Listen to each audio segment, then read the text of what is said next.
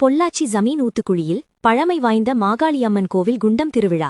பக்தர்கள் தீகுண்டம் இறங்கி நேர்த்திக்கடன் செலுத்தினர்.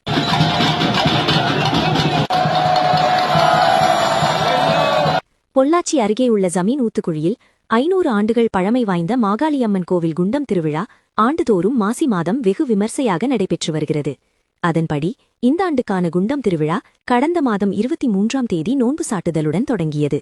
அதனைத் தொடர்ந்து ஜமீன் ஊத்துக்குழி கிராமத்தைச் சேர்ந்த பொதுமக்கள் கொடுமுடி, பழனி, நல்லூற்று, கூடுதுறை மற்றும் சேத்துமடை தெய்வகுளம் காளியம்மன் கோவில் உள்ளிட்ட பிரசித்தி பெற்ற 5 திருத்தலங்களிலிருந்து தீர்த்தம் எடுத்து வந்து அம்மனை வழிபட்டனர். இந்த திருவிழாவின் முக்கிய நிகழ்வுக்கான பக்தர்கள் தீக்குண்டம் இறங்கி நேர்த்திக்கடன் செலுத்தும் நிகழ்வு இன்று காலை நடைபெற்றது. 15 நாட்கள் விரதமிருந்த நூற்றுக்கணக்கான பக்தர்கள் ஊர் விநாயகர் கோவிலிலிருந்து மேலதாளங்கள் முழங்க ஊர்வலமாக கோவிலுக்கு வந்தனர்.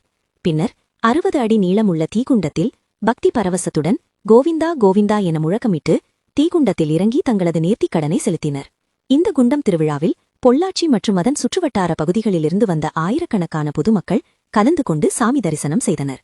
மேலும் இந்த திருவிழாவை முன்னிட்டு பொள்ளாச்சி மேற்கு காவல் நிலைய போலீசார் பாதுகாப்பு பணியில் ஈடுபட்டனர்.